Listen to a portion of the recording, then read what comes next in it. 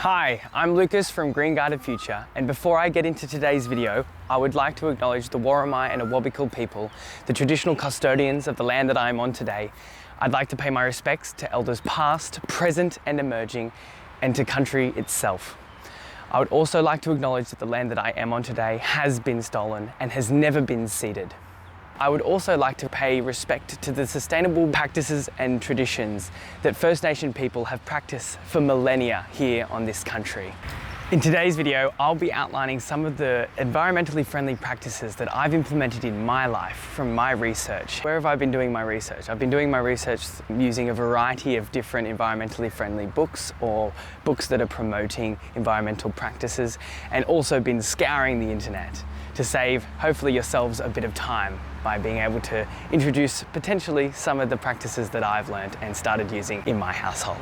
I'll be doing this by breaking the video up into 4 different categories: the bathroom, kitchen, garden, and wardrobe. Let's get into the video. Let's start in the bathroom. So some of the products that I first introduced into the bathroom include bamboo products. Some of the first things that I introduced were a bamboo toothbrush, also bamboo toilet paper. Bamboo is one of the fastest growing trees. Because it is one of the fastest growing trees, it sequesters a lot of carbon. As it grows, it draws in CO2. Once we create products from it, that stores that CO2 within those products. When you are done with the toothbrush, you can snap the head off and place the body into, say, your compost out in your backyard, which is just great. Some other things that can be introduced to the bathroom to make your life a little bit more environmentally friendly can include toothpaste tablet. They're little tablets. You bite into the tablet with a bit of water and you brush your teeth as you would normally. And in using those toothpaste tablets, you're preventing toothpaste tubes ending up in landfill. Another product that's really beneficial to being environmentally friendly is your choice of deodorant. So I've gone with a product called Nude. What is Nude, you're asking?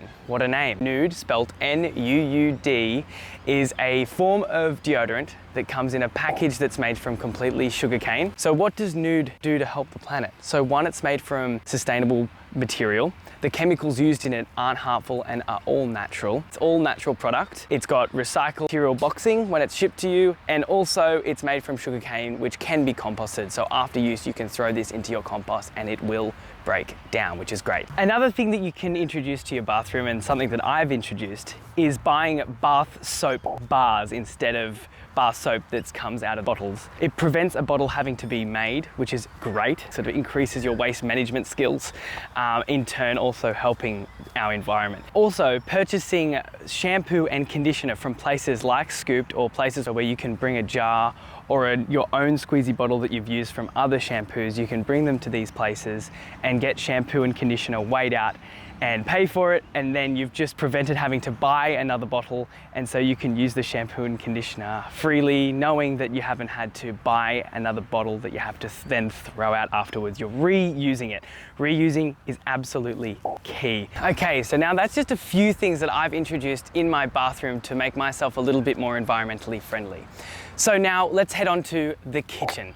So what are some things that you can do in the kitchen to make yourself more environmentally friendly and lowering your impact on our planet? So some of the things that I've found include a soft plastic bin. So a soft plastic bin involves having another bin alongside your recycled and also your garbage bin. So I have another bin there. Anything that you can scrunch. So any plastic that you can scrunch in your hand, and when you shop next at Coles or Woolworths, they have RedCycle scheme, areas where you can take this. That is used for then recycled projects. One of the recycled projects that I know of is for a company called Plastic Forests. So Plastic Forests uses RedCycle scheme soft plastics and uses that and recycles it down into garden beds. And these garden beds are extremely durable and they don't leach any bad chemicals into the soil, which is just great. So that's just one example of where soft plastics are used to be recycled into something that's very practical, and also garden beds can grow things, which in turn is even helping the planet just that little bit more. Another thing that I've introduced into the kitchen is a compost caddy. So it's a small container that is placed underneath your sink, And the key is easy access. If it's not easy access, there's a good chance that people in your household may not use it. So I have a compost caddy underneath our sink. My household puts all of its food scraps and placing it in this food scrap caddy to then be taken out to the backyard to our compost. Another thing you can consciously do in your kitchen when you are shopping for your fresh produce and your food for the week is buy vegetables that aren't encased in plastics in the first place. This lessens the amount of soft plastics that you do have in your household when you do go for your grocery shops. So buying loose carrots or loose spinach leaves from the farmers markets. Buying things from the farmers markets is amazing. One, it's awesome going there each weekend, and two, the produce is just great. That is just a few things that you can introduce into the kitchen and that I've introduced to be more environmentally conscious. And remember that I'm always learning, and I would love to hear any feedback from yourselves about things that you've learned that I can introduce into my life, or even better my environmental journey and my sustainable journey. What are some things that you can introduce into your backyard? So some of the things that I've introduced into my backyard include growing my own vegetables. Growing things at home is amazing. As I said previously, when you do go to the shop, there is a lot of fruit and vegetables that are encased in plastic or housing that isn't great for the environment. To prevent this, you can grow your own vegetables.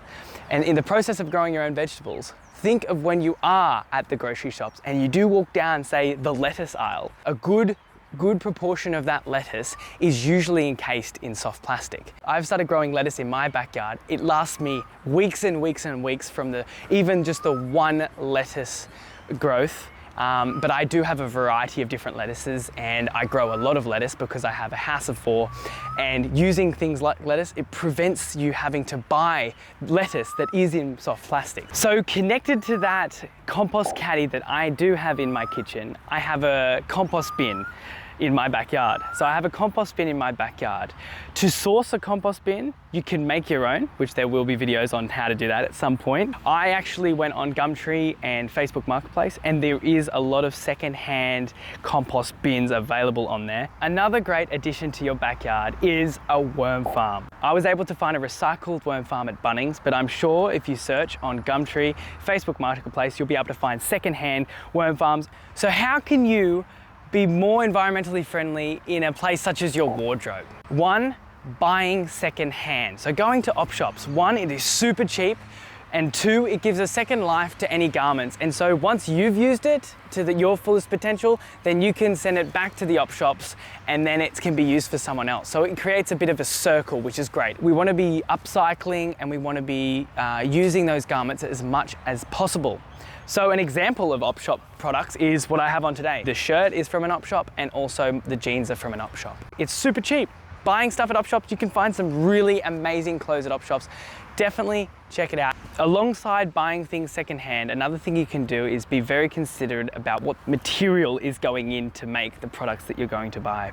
So if you are going to buy new shirts or things, try to find something that's made from either 100% organic cotton. Buying hemp, which is all natural product, because it can be quickly grown, it's more environmentally friendly. Another good resource is Tencel. So Tencel is made from the pulp of trees. Another thing you can look at too is recycled clothing. Places such as Patagonia, they recycle plastic bottles and things like that and place them into their clothing. And so to mitigate any sort of microplastics, you can wash your shirts and garments that are made from recycled plastics, or your polyester gym pants or gym shirts. You can wash it within a microplastics bag, and what that does, it catches the microplastics before it can be drained out and go into the waterways from your washing machine. When you are buying things like shoes and other accessories, it's great to look for any recycled options that you can get your hands on.